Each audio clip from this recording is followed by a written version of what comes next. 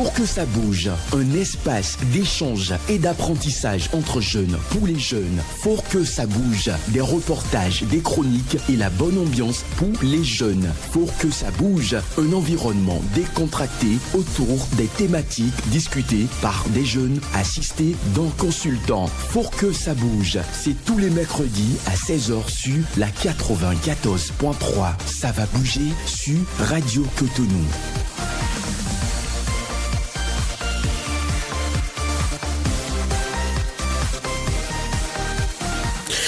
Bonjour à toutes, bonjour à tous, merci, bienvenue dans votre émission Faut que ça bouge de ce jour sur Radio Cotonou.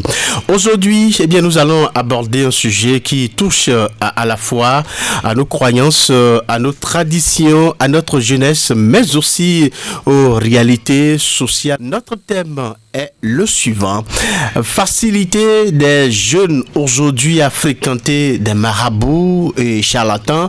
Doit-on s'en inquiéter? Eh bien, je le répète, donc notre thème de ce jour, faciliter des jeunes aujourd'hui à fréquenter des marabouts et charlatans. Doit-on s'en inquiéter? Eh bien, le phénomène n'est pas nouveau dans nos sociétés. La recherche de solutions auprès de personnes présentées comme marabouts, guérisseurs, voyants ou autres praticiens existe depuis longtemps. Mais ce qui semble avoir changé, c'est bien la facilité d'accès. Aujourd'hui, un jeune, une publicité ou une publication Facebook, une vidéo TikTok, un statut WhatsApp, un témoignage ou simplement une recommandation peuvent suffire. Mais pourquoi les jeunes y vont-ils? Qu'est-ce qu'ils cherchent? Quelles sont les causes de cette pratique? Quels peuvent être les risques et les conséquences? Et surtout, que peut-on conseiller à un jeune qui traverse une difficulté et qui envisage de consulter un marabout ou un charlatan? Pour en parler, bien évidemment, dans ce studio, je suis avec Monsieur Djidagor Kazmi. Monsieur Djidagor, bonsoir. Bonsoir, monsieur le journaliste. Bonsoir aux amis auditeurs et auditrices. Eh bien, comment vous allez? Je me porte très très bien. Je salue d'ailleurs au passage votre technicien et notre ami chargé des images. D'accord, Job Chikpe.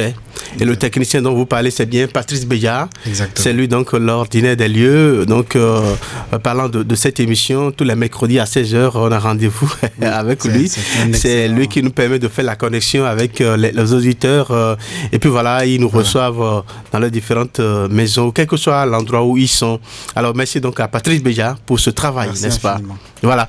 Job Chikpe, vous l'avez dit tout à l'heure, lui, il est devant nous ici pour les images. Ces images vont servir après pour nourrir notre plateforme YouTube. Donc, cette émission est disponible sur YouTube. Donc, les gens peuvent aller à tout moment, la consulter. Et voilà. Donc, merci à vous. Alors, vous devrez normalement être secondé par une grande dame. Voilà. Elle vient de nous rejoindre. On va l'installer dans un instant. C'est bien. Madame Elodie Sousa. Bonsoir. Bonsoir, monsieur le journaliste. Eh bien, comment vous allez? Ça va très bien. Oui, et c'est pour la deuxième fois que vous êtes sur cette émission, n'est-ce pas? Oui.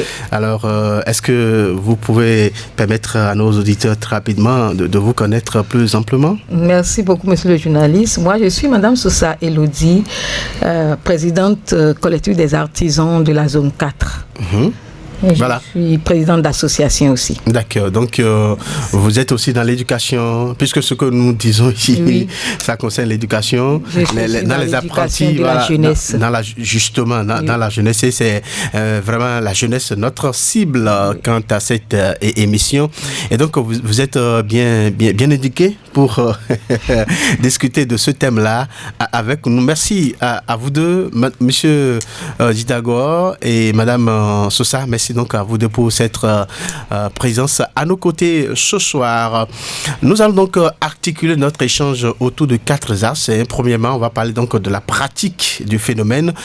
Et puis, par la suite, on va parler donc des causes et de ses raisons.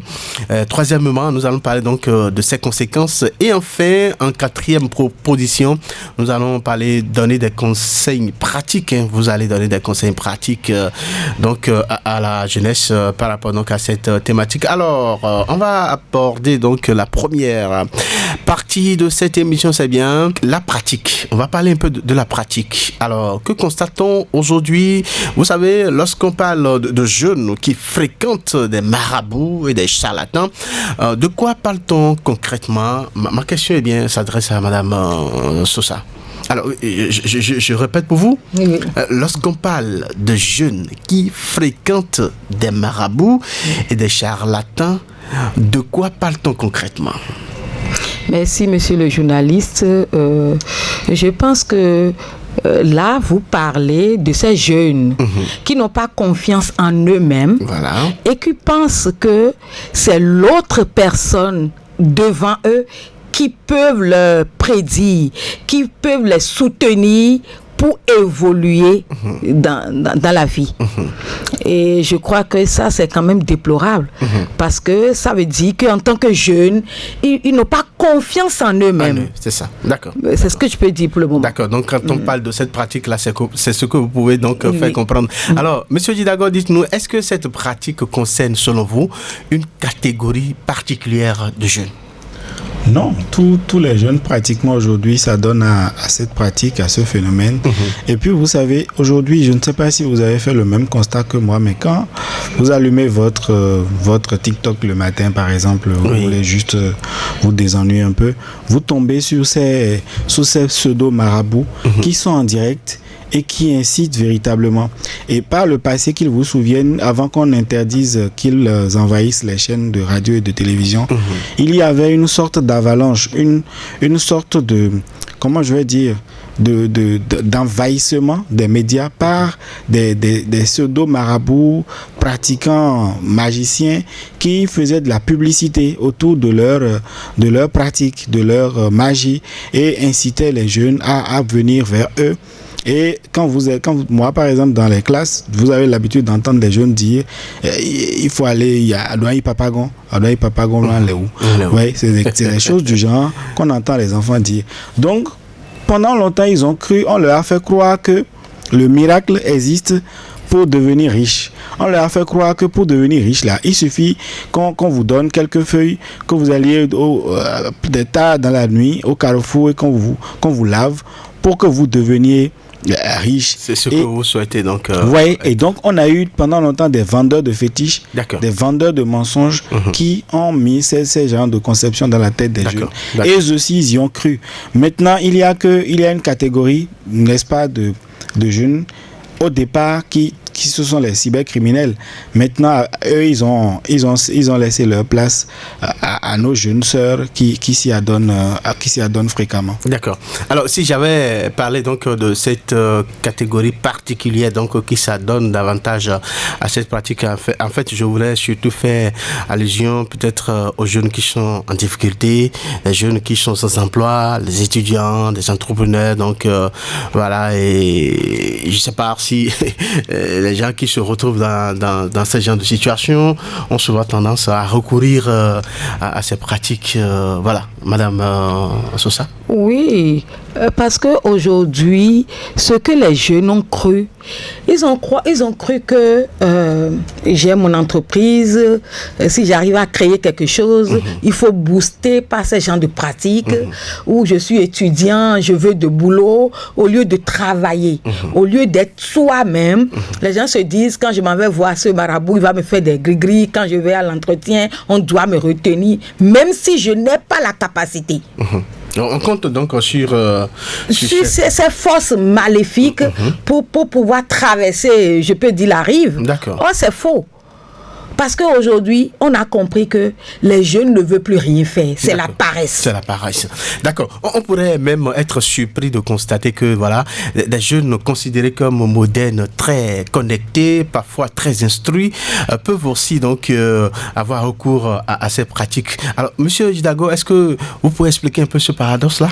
Alors oui, c'est ce que je disais. Ce sont les vendeurs d'illusions qui ont attiré, qui mettent des nasses, je vais dire, qui mettent des pièges autour même des médias d'abord pour attirer les jeunes vers eux. Ils leur font croire qu'ils peuvent les aider à avoir de l'argent gratuitement en faisant quelques gymnastiques magiques, en faisant quelques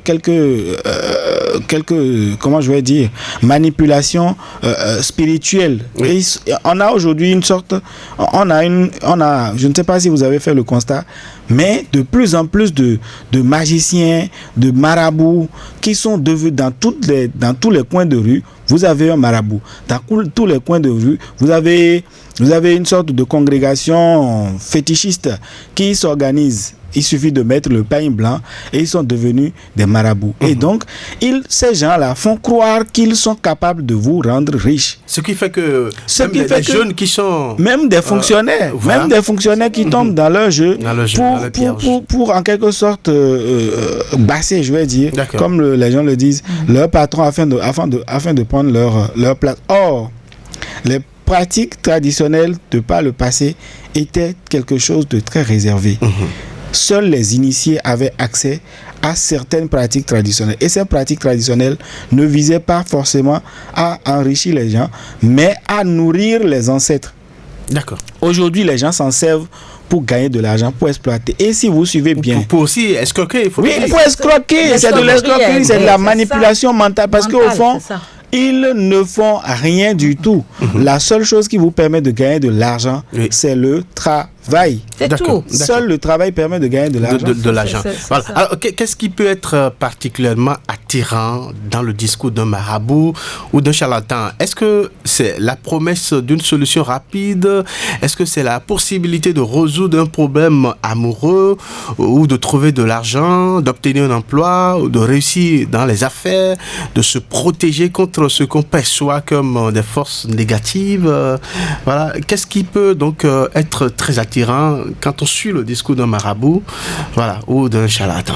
Oui, il y a beaucoup de choses qui attirent nos jeunes. Oui. Parce que c'est toujours la même chose, la paresse. La paresse. Un jeune, par exemple, qui veut évoluer et qui pense que dès le début, je dois m'asseoir sur ces pratiques fautives. Parce que devant le marabout, c'est quand même son commerce. C'est comment faire pour te convaincre. Ils ont tellement la bouche, ces marabouts, ces charlatans. Mais quand ils vont te raconter tout, si tu as des millions, tu vas donner. C'est-à-dire que quand on les écoute, c'est comme... Qui est sidéré, c'est comme des manipulateurs mentaux. Vraiment. Voilà, c'est des propos, voilà, venus...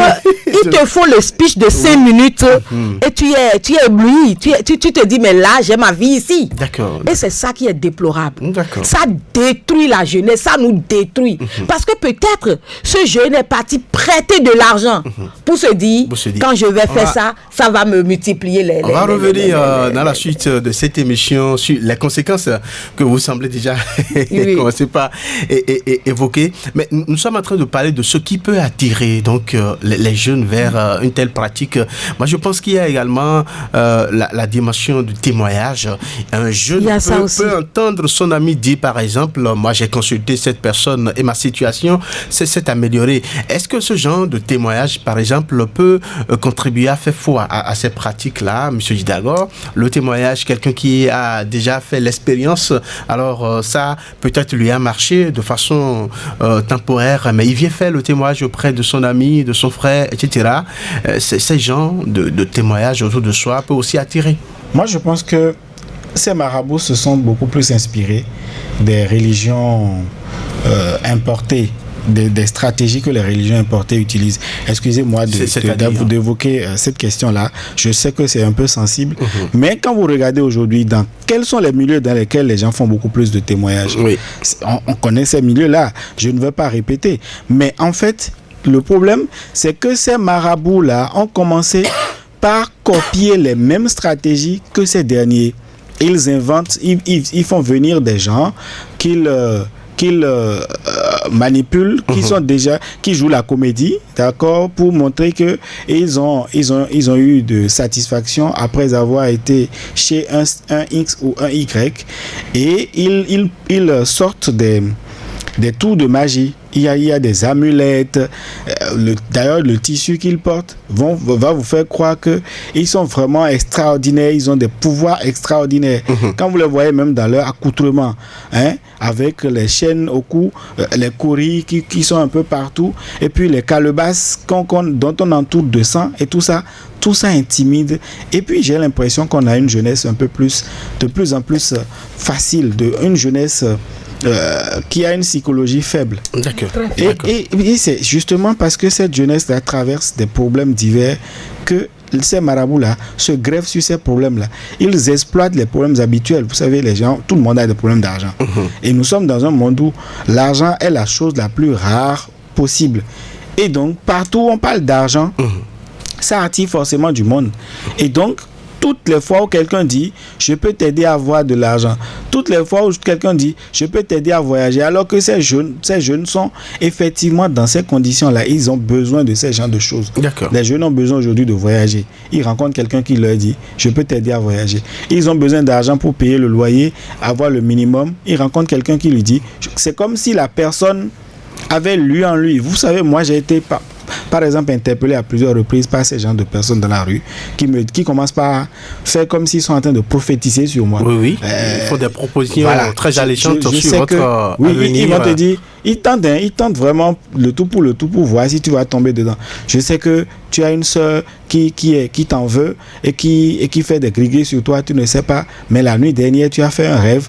Et donc le jeune qui entend ces genres de choses, il est sous hypnose, je peux dire cela. Il est en quelque sorte sous hypnotisé. Une sorte de... Voilà. Et il cède. Il cède face à la manipulation. D'accord. Et c'est de manipulation en manipulation qu'à la fin, il tombe finalement quand il voit dans la nasse. Il a tout perdu, il se réveille, constate qu'en fait, on l'a eu. Voilà. Ce n'était pas vrai en réalité. Madame Sosa, dites-nous, est-ce qu'on peut parler de ces phénomènes-là aujourd'hui sans l'influence des réseaux sociaux? Aujourd'hui, les marabouts et autres praticiens peuvent faire donc leur publicité directement auprès des jeunes via donc des messages privés, des vidéos, sur les réseaux sociaux, TikTok, WhatsApp, etc. Quelle place vous donnez aux réseaux sociaux dans cette pratique-là? Moi, je pense que c'est les réseaux sociaux qui ont approfondi cette affaire-là. Ce n'est pas, si c'est seulement de la bouche à l'oreille, je crois que ça ne va pas prendre cette ampleur que ça prend aujourd'hui. Les réseaux sociaux étant vraiment des facteurs principaux aujourd'hui, ont amplifié cette affaire où tout le monde peut se lever et vendre des illusions sur les réseaux sociaux. Et le jeune qui entend ça un matin, qui peut-être qui a fait un rêve ou qui a des difficultés, entend avec des témoignages, des photos à l'appui, se dit si c'est comme ça, il faut que moi-même je m'y rende pour voir si je vais trouver satisfaction. Et de ces promenades en promenade, ils tombent vraiment dans des pièges de ces marabouts-là. D'accord. Donc voilà. Nous parlons donc de cette pratique-là. Ça nous permet aussi de déboucher sur les raisons donc qui peuvent amener un jeune donc à s'adonner à ces pratiques-là. Je voudrais qu'on parle un peu de ces problèmes sentimentaux-là que les jeunes ont aujourd'hui. C'est aussi une raison. Alors pourquoi certaines personnes ou certains jeunes sont-ils prêts à dépenser beaucoup d'argent auprès des marabouts pour conquérir peut-être un amoureux ou une amoureuse, etc. Est-ce que vous ne pensez pas que donc des questions de sentiments aussi sont à la base donc de ces pratiques-là? Oui, monsieur Didagor. Oui, allez-y. Moi, je pense que là-bas, sur ce côté-là, il faut dire que ce sont les stéréotypes sexistes qui ont amplifié beaucoup plus du côté des femmes. C'est-à-dire? Vous voyez que pendant longtemps, on a fait croire à la femme qu'elle est un être, elle est un sous-être. En fait, qu'elle devrait être sous l'autorité de l'homme. Elle devrait être guidée par l'homme. C'est son homme seul qui pouvait la commander. Elle ne peut vivre que grâce à ce que son homme lui donne. Et donc, on a beaucoup plus de femmes dans des milieux reculés aujourd'hui qui ne peuvent rien faire sans leurs hommes. Mais ils constatent que les hommes aujourd'hui, avec les réseaux sociaux, ont commencé par avoir des yeux un peu dehors. Vous voyez tout ce qui se passe où quelqu'un vient pour dire qu'elle vend des perles à un tel montant, et ces perles-là s'épuisent en quelques minutes sur les réseaux sociaux. Les femmes ont commencé par comprendre que si elles ne fidélisent pas leur homme, quelqu'un d'autre viendrait les leur piquer. Récupérer. Au lieu de se concentrer sur leur propre vie pour se construire, elles ont passé tout leur temps à attendre que l'homme leur donne tout. Et vous savez qu'il y a des hommes qui interdisent à leurs femmes de travailler. Ce sont ces mêmes hommes qui sont aujourd'hui victimes de ces genres de choses. Parce que l'homme étant le seul qui apporte de l'argent dans le foyer, il devient le seul individu capable, détenteur de la finance, le seul ministre des finances de la maison. Or, si le ministre des finances dépense l'argent de la maison dehors, ça ne va plus suffire à la maison. Donc, par conséquent, il faut donc tout faire pour le cadenasser, pour l'emprisonner dans son foyer, afin qu'il n'investisse que dans son foyer. D'où le recours à la magie, au marabout. D'accord. Vous voyez, aujourd'hui, ce n'est que des questions d'argent qui poussent les femmes à aller faire ce genre de choses. Et puis, je ne vais pas être, je ne suis pas sexiste, mais vous allez voir très peu d'hommes aller voir un marabout pour qu'il puisse passer une femme. Vous allez voir très peu. Les hommes ne sont pas dans ce genre de choses, parce que l'homme est un conquérant. L'homme, il veut aller de conquête en conquête, là où la femme veut juste un toit sous lequel elle va rester avec son homme, et son homme à elle seule. Et donc cette volonté de posséder son homme pour elle seule pousse plusieurs jeunes filles à ne même pas hésiter à manipuler, parce que on a aujourd'hui des hommes qui ont de plus en plus de moyens, alors qu'on aurait pu avoir des femmes qui auraient eu autant de moyens que les hommes si tout le monde se mettait au travail, parce que les hommes se battent pour pouvoir avoir tout ce dont ils ont besoin.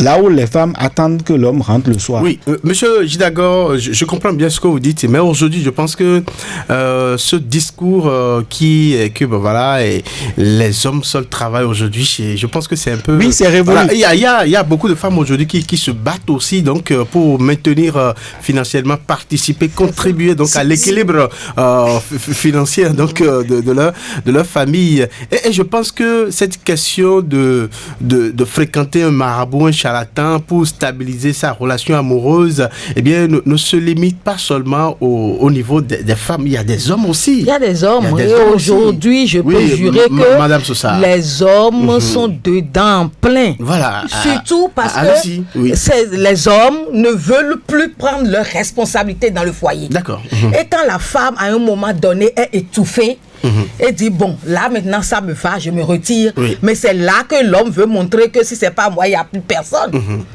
Avec des gris-gris à gauche, à droite, tu vas plus trouver. Ils le disent même, tant que tu me quittes, aucun homme ne peut plus t'approcher. Mais ils comptent sur quoi pour dire ça? En disant ça, oui. C'est grâce à ces trucs-là où l'homme, tu prends une femme, au lieu d'être attentionné, de chercher à comprendre quels sont les comportements que ma femme peut aimer, comment je peux vivre avec cette femme, je l'aime, et elle-même, comment nous allons entretenir notre relation pour aller de l'avant.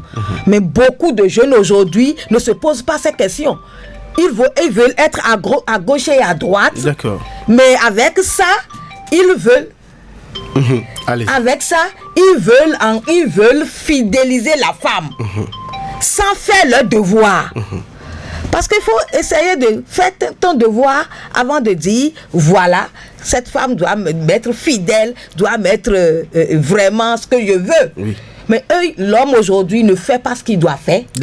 Mais demande à la femme de faire. Et si la femme ne fait pas, on va chez les guérisseurs, on va chez les marabouts et autres, et avec les petites portions à gauche, à droite, on arrive à mettre la femme là. Elle ne voit plus rien, elle ne comprend plus rien, elle est là, dans son monde. D'accord.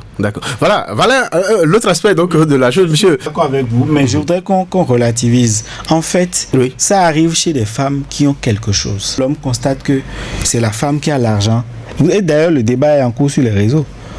Les gens sont en train de dire, tu dois tout faire pour que ta femme n'ait pas plus de richesse que toi.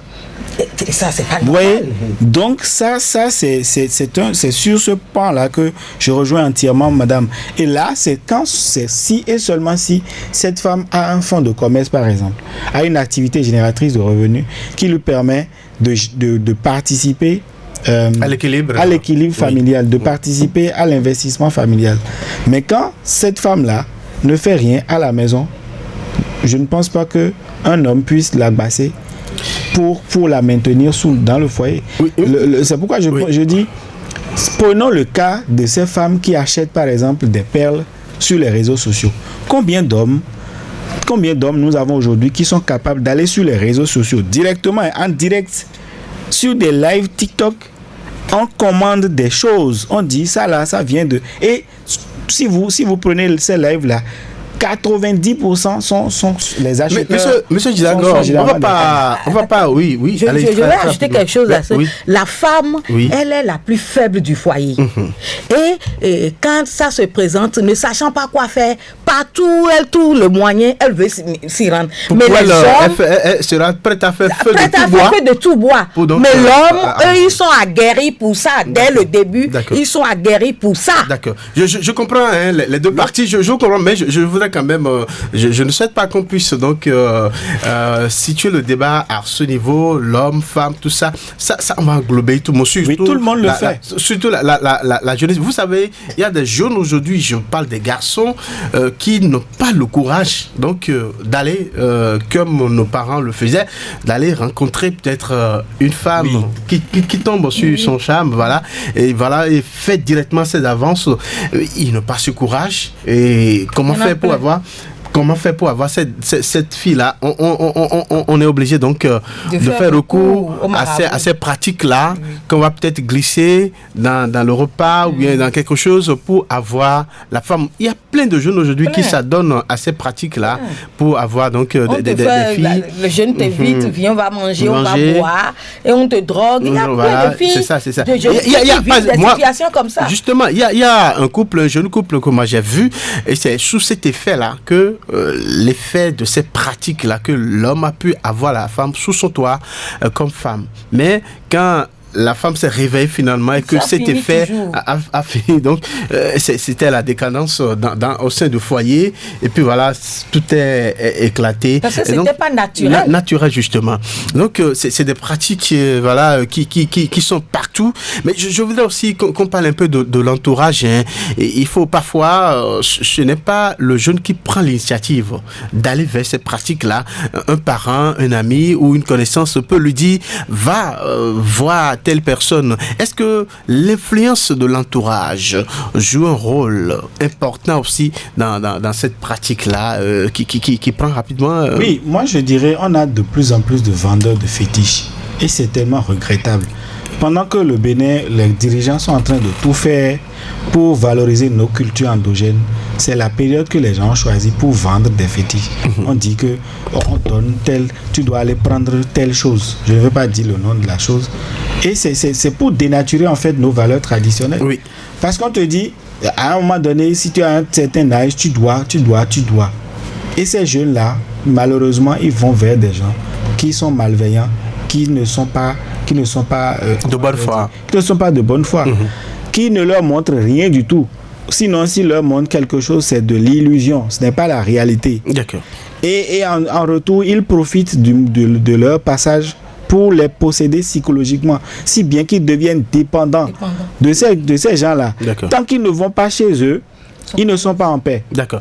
Madame Sousa, il y a aussi des parents qui poussent leurs enfants à faire ces pratiques. Peut-être le gars s'est débattu partout pour avoir un emploi, un boulot, il n'a pas pu. Donc son papa lui dit, Enfin, vous dit que il faut te rechercher, il faut te relever. Va chercher à comprendre. Même des femmes, des mamans aussi conseillent ça, parfois à leurs filles, pour aller conquérir donc leurs amoureux. Oui. Alors, ces conseils, est-ce que les parents qui conseillent, qui disent des trucs du genre à leurs enfants, qui les poussent dans ces pratiques-là, qu'est-ce que vous avez à dire à ces parents-là? Non, ça là que les parents font, moi je vais dire que c'est notre culture, hein. Les traditions, c'est notre culture. Oui. Mais il faut que les parents arrivent à cadrer la chose. Oui. Je suis tradit praticien, je veux que mon enfant soit tradit praticien, mais il faut qu'on cadre ça. Faut pas mettre ça pour l'enfant comme que sans ça tu n'es pas homme, sans ça tu peux pas vivre. C'est ça qui amène les conséquences après. Parce que vous, en tant que parent, vous savez, peut-être que c'est dès votre naissance que vous êtes dans cette affaire, et vous savez les avantages et les inconvénients. Mais ce qui est déplorable, c'est que ces parents, en disant ces choses à ces jeunes, ne les disent pas les inconvénients graves. Voilà. Parce que ce que moi je comprends dans cette affaire, il y a plus d'inconvénients que d'avantages. Mais est-ce que les parents leur expliquent? Non, on leur montre seulement la partie miel de la chose, et le jeune inconscient que nous sommes tous aujourd'hui, on dit, si c'est mon papa qui m'a dit ça, ça veut dire que je le juge que pour ça. Et il court dans des trucs, et après c'est des dégâts, c'est des situations bizarres, des inconvénients. Voilà, et la jeunesse, c'est ça, c'est qu'on a les affaires de Gaiman aujourd'hui que les gens disent. D'accord. Mais ces jeunes-là se basent sur ces pratiques maraboutage et féticheuses pour vivre de Gaiman. D'accord. Donc c'est quand même déplorable. C'est notre culture, mais il faut qu'on sache raison garder et savoir l'utiliser pour valoriser ceci. D'accord. Alors, vous savez que moi, quand j'étais plus jeune, on nous demandait qu'on prépare le stylo. C'est ça. Je ne sais pas si vous avez entendu. Oui, stylo, pour aller composer. On prépare le stylo et on nous disait que le stylo écrit à la place du candidat. Vous voyez des choses qu'on a fait vendre dans la tête qu'on a fait vendre. Mais cela continue jusqu'à aujourd'hui. Ça continue. Oui. Non, les gens ont compris au moins ce côté-là. Les gens ont compris que quand stylo n'écrit à la place de personne. Donc ils ont. Les gens continuent d'aveuglement. Il n'y a aucun stylo. C'est le cerveau qui réfléchit, qui travaille, et qui permet d'avoir. Même les églises. Oui. On te dit à quelques jours des amis amener les bics, tout ça, là, on va prier là-dessus. Tout ça fait partie de ce qu'on dit, c'est des illusions. Non, mais si tu n'apprends pas, tu vas sur le cahier, tu n'auras rien. Même si on prie n'importe comment. Comment? Si tu n'as rien de la tête, est-ce que c'est Jésus qui veut descendre pour t'écrire à ta place? Non. Ça, c'est des illusions que nous vendons de la chose. On ne va pas trop t'énumérer là-dessus. Aux jeunes. Vous avez commencé par évoquer des inconvénients tout à l'heure. Je pense que c'est le moment d'en parler. Les conséquences qui sont derrière ces pratiques-là. Donc, vous savez, derrière une simple consultation, les conséquences peuvent parfois être plus importantes. Alors, Madame Elodie, dites-nous, la première conséquence, c'est quoi? Pour moi, je pense que c'est de l'argent, puisque certaines personnes peuvent demander de l'argent pour des consultations, des objets, des sacrifices, des traitements ou différentes prestations. Et à part de ce moment, celui qui n'a pas de l'argent peut peut-être s'endetter, voilà, pour aller faire ces consultations-là. Alors, qu'est-ce que vous en dites? Il y a beaucoup de conséquences dans cette affaire. Oui. Pour le marabout lui-même. Oui. Et pour celui qui est venu vers le marabout. D'accord. Pour le marabout lui-même. On va parler de marabout d'abord. Pour le marabout lui-même. Oui. Le conséquence, c'est que ce jeune qui est venu chez toi, peut-être au lieu de le conseiller, de l'aider à faire ce qu'il a à faire, tu lui prends de l'argent.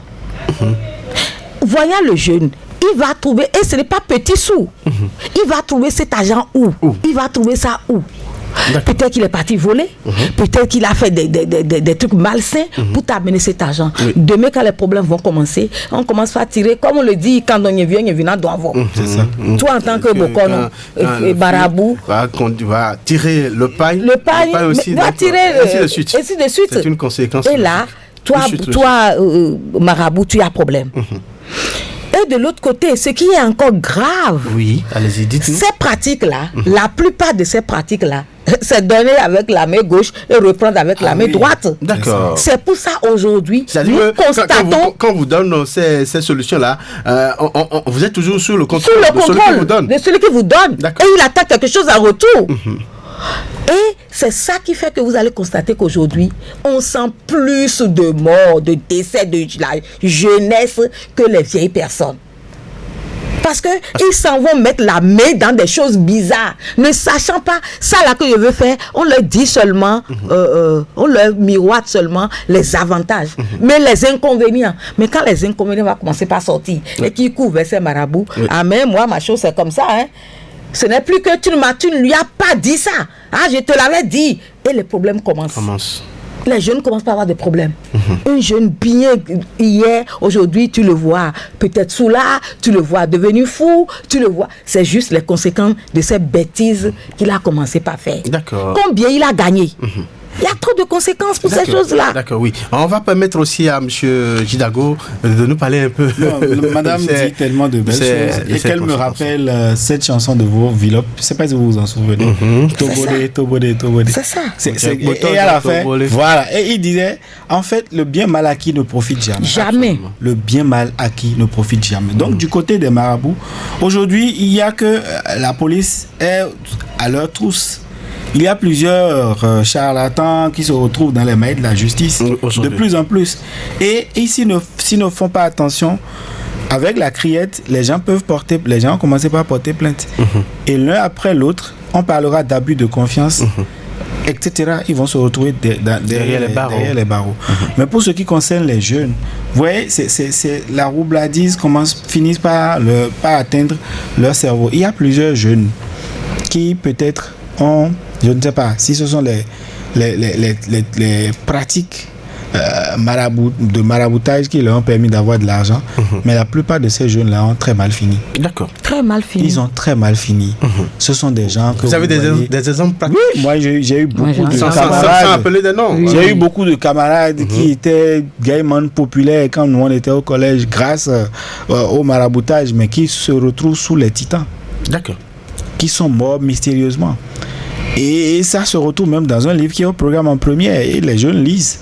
Il y a un jeune qui s'appelle Tchegoun dans l'affaire Bissi, surtout dans la deuxième nouvelle qui s'appelle Fouméo, la rupture du contrat. Ils lisent. D'accord. Il y a un jeune dedans qui en classe de 4e a vu comment on a arrêté ses camarades et a profité de l'occasion. Et dans les autres livres de l'auteur Banabé Akaïdate, que je salue au passage, il a démontré que en fait l'utilisation malveillante du nom des pratiques traditionnelles pour comment je vais dire, escroquer les jeunes, ça finit toujours par retomber contre les utilisateurs. Et ils finissent tous par périr. Parce qu'au fond, je l'ai dit, je le redis, le bien mal acquis ne profite jamais. Et ne profitera jamais. Ni aux marabouts, ni aux jeunes qui vont vers les marabouts. D'accord. Alors, au plan psychologique, on va dire un mot aussi. Oui, lorsque je commence à croire que voilà, chacun de ces problèmes est lié à une malédiction, à un mauvais sort ou à une intervention extérieure, cela peut-il affecter sa manière de voir la vie? Vous ne voyez pas? Ça, c'est inévitable. D'accord. Ça, il doit être psychologiquement affecté. Oui. Parce que, et c'est ça aussi, des comportements, et dans cette circonstance, si les amis lui disent, mais ce que toi tu vis là, moi j'avais vécu ça, mais c'est tel marabout qui m'a aidé, sans réfléchir, il suit seulement. D'accord. Il suit. Et les conséquences, le médicament X qui a marché pour Y, rien ne dit que ce même médicament marchera pour Jean. Justement. Du coup, moi je vais demander à ces jeunes qui s'adoptent à ces champs de pratique d'essayer de se connaître eux-mêmes. C'est très fort quand tu te connais toi-même là. Les situations, ça n'en manque pas et ça n'en manquera pas. D'accord. Nous allons revenir sur ces conseils-là.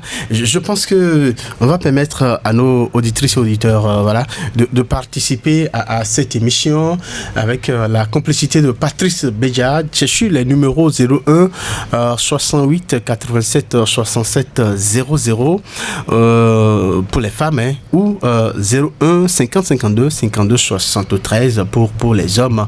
Vous pouvez donc contribuer à cet échange-là sur... il y a un premier auditeur qui s'est déjà installé. Bonsoir. Allô, bonsoir, monsieur Samson. Oui, bonsoir. À qui avons l'honneur ça, c'est monsieur Bonaventure. Voilà, depuis Saint-Cécile. Oui, on vous salue. Oui. Bonsoir. Bonsoir, monsieur. Bonsoir, oui. Très belle émission à vous. Merci. C'est le développement. Bon, le sujet que vous évoquez aujourd'hui, ça n'a pas un autre nom que la recherche du gain facile. Voilà, c'est ça. D'accord. C'est la recherche du gain facile qui pousse les jeunes à s'adonner à ce genre de pratique. Parce qu'on ne veut pas se forcer, on ne veut rien apprendre, on ne veut pas se faire former, mais on veut l'argent Ici et maintenant. Ce que un pratiquant a fait pendant près d'une vingtaine d'années pour acquérir, et il veut l'avoir en moins de 6 mois. Donc on se donne à toutes les pratiques pour arriver à cette formule-là. Et c'est déplorable, regrettable, et leur fin est toujours pitoyable. Donc nos jeunes, nos frères doivent s'adonner vraiment au travail bien fait pour que leur lendemain soit meilleur. D'accord. Merci à vous, bonne émission. Merci à vous, monsieur Gbéou. Bonaventure, vous nous appelez depuis Sainte-Cécile. Vous avez résumé votre intervention à ce que vous avez appelé recherche de gains facile. Et c'est justement, selon vous, cela qui pousse les jeunes donc à aller vers ces pratiques-là. Eh bien, ça reste toujours ouvert. La ligne donc reste toujours ouverte sur le numéro réservé donc aux femmes 01 68 87 67 00 ou 01 50 52 52 73. Et nous parlons donc de cette facilité que les jeunes ont aujourd'hui à fréquenter les marabouts, des charlatans. Et on se pose la question de savoir est-ce qu'on doit s'en inquiéter. Auditeur, bonsoir. Bonsoir. Bonsoir, à qui avons l'honneur? Jobo Anissé Thomas. Jobo Anissé Thomas. Oui. Vous nous appelez d'où, monsieur Jobo? Je vous appelle de Saint-Hérita. Saint-Hérita, vous êtes en direct sur Radio Cotonou. Non, c'est pour le soutien. Merci beaucoup pour tout ce que vous êtes en train de faire pour la jeunesse béninoise. Merci. Je profite que c'est la voix de ma présidente que j'ai entendue et que j'ai voulu appeler. D'accord. Merci beaucoup. Merci aussi. Je vois Anissé Thomas, l'ancien client.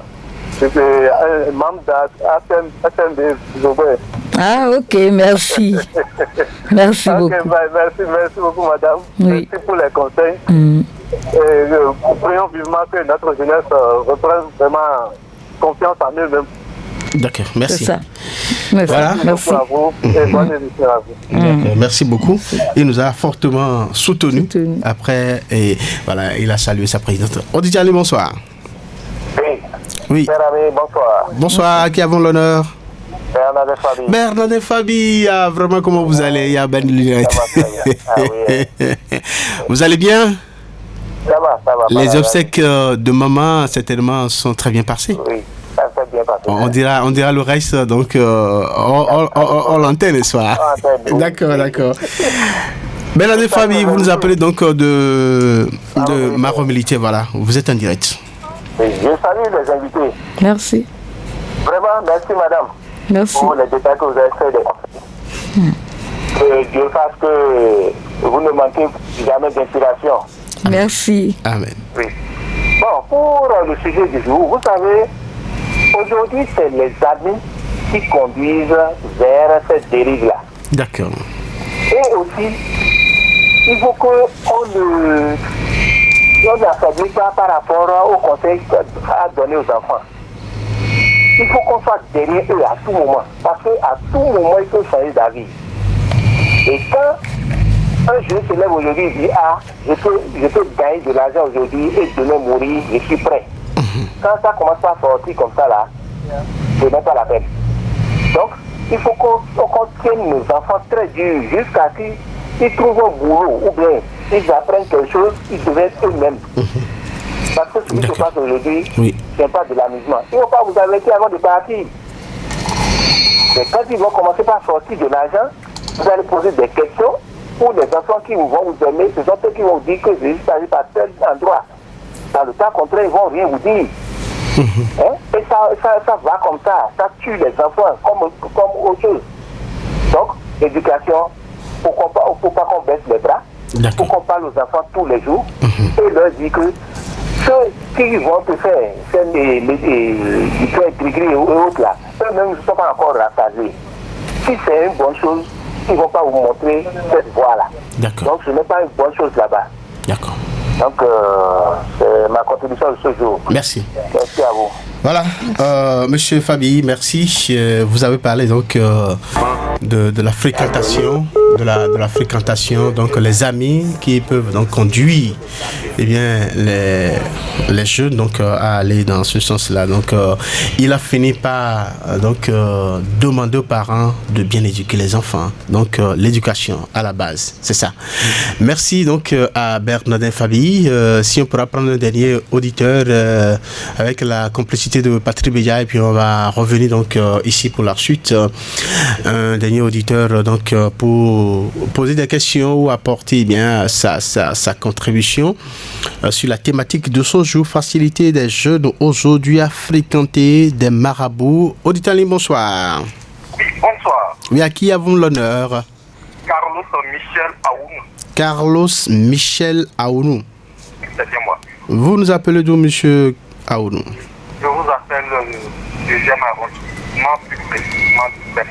Ok, vous êtes en direct sur Radio Retour. Allez-y pour votre question, votre contribution. Merci beaucoup. Oui. Je crois que mes prédécesseurs l'ont souligné, c'est une question d'éducation, de formation. Et là, les responsabilités sont partagées entre les parents et l'État. Oui, l'éducation, c'est vrai que ça incombe aux parents à la maison qui ont démissionné, mais la formation, c'est l'État qui, pendant des décennies, a obligé les enfants à suivre l'enseignement long. Je veux parler de l'enseignement général.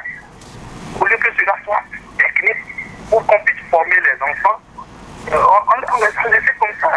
Aujourd'hui, tout le monde regrette. Vous voyez, vous allez dans les apprentissages aujourd'hui, la maçonnerie, vous ne verrez pas les apprentis. Chez le ferrailleur, il n'y a rien. Et beaucoup de métiers sont comme ça, sans les apprentis. Vous voyez, la fois passée, la dame qui est avec vous, elle a dit quelque chose tout à l'heure. Il y a un an, j'ai fait un tour au cimetière à Gabo pour ma toute première fois. La jeunesse, j'ai vu que sur les tombes, rien que la jeunesse, rien que 20 ans, 30 ans, au plus de 40 ans. Et cette jeunesse domine sur les tombes là-bas. Et je me suis posé une question, mais qu'est-ce que la jeunesse devient? C'est comment faire pour avoir de l'argent dans 3 mois, 6 mois, en se traitant des cheveux, des mèches sur la tête? D'accord. C'est ce que nous voyons aujourd'hui, c'est dommage. Monsieur Aoudou, merci beaucoup. Jeunes sont prêts à faire ça. Oui. Après ça, malgré ça. Non, malgré c'est ça là, c'est après ça là même qu'ils sont aguerris.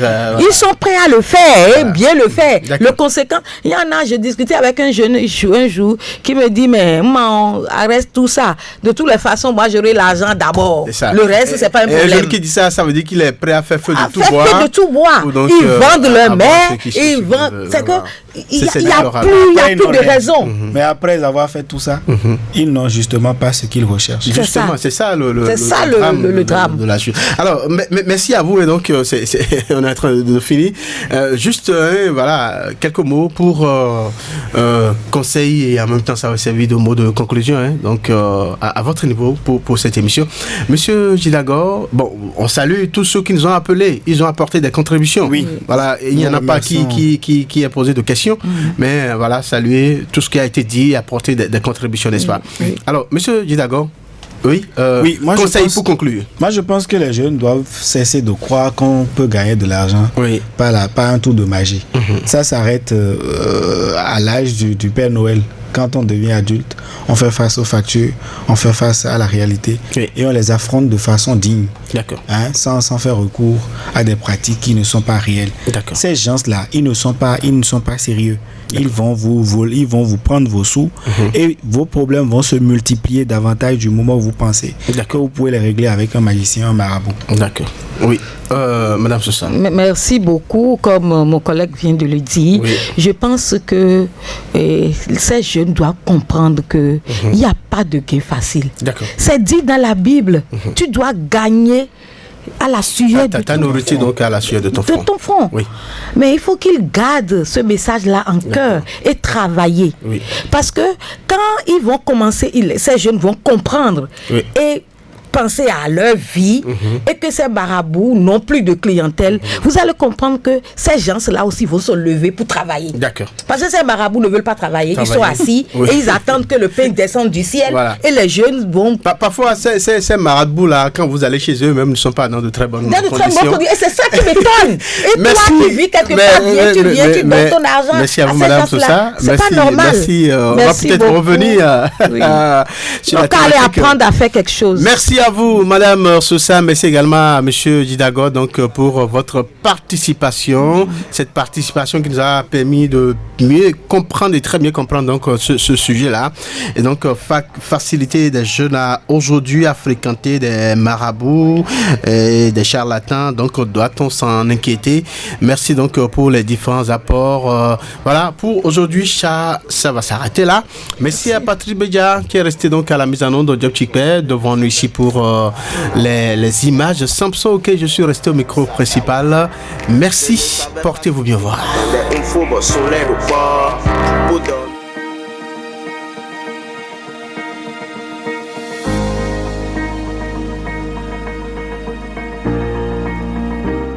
Population de Cotonou, elle est là.